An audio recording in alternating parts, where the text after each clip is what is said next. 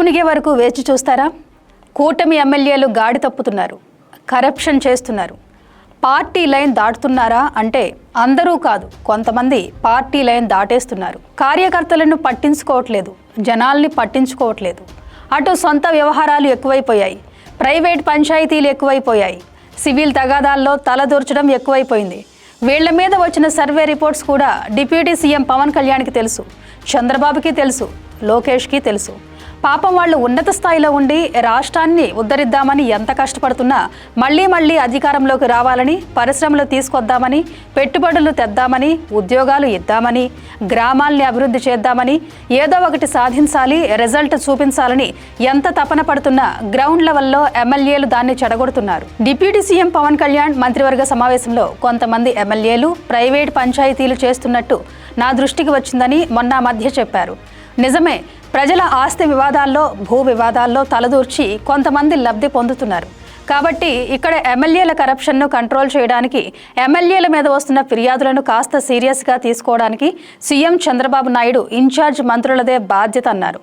Incharge మంత్రులు చెప్తే ఎమ్మెల్యేలు వింటారా? అది ఒక డౌట్.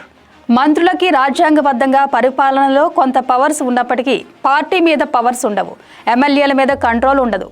అలాంటప్పుడు మీరు బాధ్యత తీసుకోండి అంటే సీనియర్ మంత్రులైన ఎమ్మెల్యేలు పట్టించుకోరు కదా. సీఎం చంద్రబాబు నాయుడు ఇప్పటికీ దాదాపుగా ఒక 40 మంది ఎమ్మెల్యేలతో 1-to-1 భేటీ అయ్యారు. మీ మీద ఇన్ని ఆరోపణలు వస్తున్నాయి, ఇన్ని ఫిర్యాదులు వస్తున్నాయి, మీరు ఇలా చేయండి, ఇలా కష్టపడితే మీరు ఎమ్మెల్యే అయ్యారు, మీరు దీన్ని అవకాశంగా మలుచుకోండి, మళ్ళీ గెలిచేలా చూసుకోండి అని చిలకకు చెప్పినట్టు చెప్పారు. విన్నారా?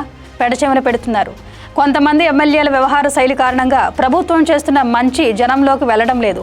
చెడు వ్యాపించినంత వేగంగా మంచిని ప్రజల్లోకి తీసుకెళ్లలేం. పదే తప్పులు పునరావృతమైతే కఠిన చర్యలు తప్పవు.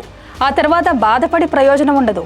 ఈ విషయాన్ని ఇన్ఛార్జ్ మంత్రులు మీ పరిధిలోని ఎమ్మెల్యేలకు చెప్పాలని ముఖ్యమంత్రి చంద్రబాబు మళ్లీ సూచనలు చేస్తూనే ఉన్నారు. మనం ఎప్పుడు తప్పటడుగు వేస్తామా అని ప్రతిపక్షం ఎదురు చూస్తుంటుందని, వారికి ఎలాంటి అవకాశమూ ఇవ్వకుండా వ్యవహరించాలని హెచ్చరిస్తున్నారు. మనం చేసిన మంచిపై చర్చ జరగాల్సిందైతే ఎమ్మెల్యేల వివాదాలపై జరుగుతోందని, ఇది మంచి పరిణామం కాదని ఆయన సీరియస్ అయ్యారు.